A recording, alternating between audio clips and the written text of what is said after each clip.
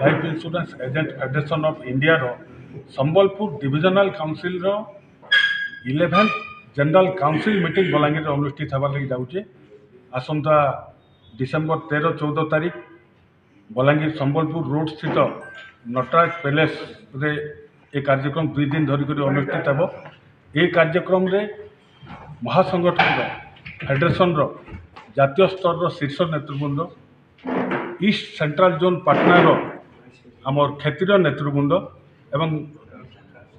Sambalpur divisional council रो शीर्ष नेतृवृंद समस्त योगदान करेंगे। 2 दिन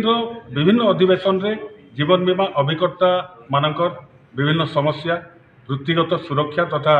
आगामी कार्यपंथा उपरे विस्तृत भाव में आलोचना हो निष्पत्ति एवं नीति निर्धारण करा जिवो।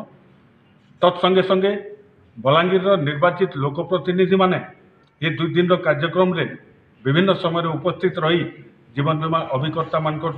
समस्या को हृदयंगम करेंगे से योगदान करने स्वीकृति प्रदान करिसेंती। ए 2 दिन कार्यक्रम रे समग्र संबलपुर मंडल 14टा शाखार पाखापाखि